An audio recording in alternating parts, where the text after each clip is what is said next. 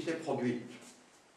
Réfléchissez qu'en fait, les taux d'imposition, notamment des sociétés, sont en baisse perpétuelle depuis, oui, même sur l'impôt des revenus.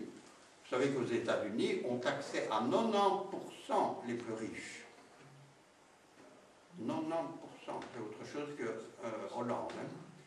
Et que maintenant, bon, c'est 40% ou un truc comme ça. Alors, donc, depuis 1945, depuis la reconstruction des États, on peut pratiquement dire qu'il y a une baisse permanente des taux. Donc, il y a une compétition fiscale parce que aussi chaque pays veut se distinguer de l'autre. Donc, cette baisse des taux, cette chute des taux, a amené une baisse, finalement, des recettes. C'est assez logique. Si on taxait à 90%, on avait beaucoup plus d'argent. Si on taxe à 30%, bah, il y en a beaucoup moins. Bon. Voilà donc un peu, ça c'est un résumé qui va maintenant introduire 2-3 éléments. Parce que, sauf respect, il me faudrait minimum 3 heures pour vous introduire la chose un peu plus en détail et que je vais vous donner des aperçus, mais qui vous montrent un peu quand même la complexité de l'affaire. Voilà la fameuse question des donc 280 milliards d'euros qui partiraient dans les paradis fiscaux simplement en placement dans les paradis, à cause des placements dans les paradis fiscaux. Donc en fait on estime, et ça a été revérifié maintenant en 2012, qu'il y a de 21 000 milliards à 31 000 milliards d'euros placés dans les paradis fiscaux. Ces calculs s'appuient sur la Banque internationale de Bâle et aussi sur d'autres bureaux assez spécialisés. Si on prend les placements et qu'ils étaient imposés dans leur pays d'origine, ils auraient rapporté 285 à 300 milliards de dollars, soit 3 fois environ l'aide qui est demandée pour les objectifs du millénaire qui visent à réduire la pauvreté de moitié d'ici 2015. Au niveau mondial, maintenant, les pertes en fraude fiscale et évasion fiscale sont environ, toujours dans les mêmes origines de calcul, 3 000 milliards de dollars par an. Et une étude consacrée à l'Union européenne dit que chaque année, 1 000 milliards d'euros sont perdus en recettes fiscales, soit à cause de la fraude, rappelez-vous 20% quand même en Belgique, soit à cause de l'évasion fiscale, c'est-à-dire, et c'est là que j'explique un peu la différence entre la fraude et l'évasion fiscale, la fraude c'est ce qui est illégal, vous ne payez pas la TVA, vous ne payez pas vos impôts, vous faites une fausse déclaration, ça c'est illégal, vous pouvez être poursuivi. Par contre, il y a l'évasion fiscale, et on parle peu de ça, mais c'est très important pour comprendre pourquoi on va à Panama et pourquoi on va dans tous ces paradis fiscaux. C'est que on peut, par toutes sortes de moyens, utiliser le vide juridique. Je vous ai parlé tout à l'heure des fameux titres-services. Bref, on ne semble pas avoir de fait vraiment prévu cette situation où quelqu'un me demande de lui donner deux titres-services et que je les rachète. Je trouve ça assez hallucinant, personnellement, mais bon, je ne suis pas armé d'ailleurs pour savoir juridiquement où on en est. Est-ce que je dois aller voir un avocat pour ça? Bon, donc il y a des vides juridiques et tout ça repose sur une industrie financière offshore. Et s'il y a autant de paradis fiscaux, c'est parce qu'il y a une industrie financière offshore. Alors, maintenant, on entre un peu plus dans des présentations d'exemples pour vous donner la banane. Eh bien, le plus grand producteur de bananes au monde, c'est Jersey. C'est l'île de Jersey. C'est le plus grand exportateur de bananes. Voilà. Tout est dit avec ça. Les sociétés créent des structures, elles déplacent leurs profits via des filiales et elles évitent de payer les impôts grâce à ça.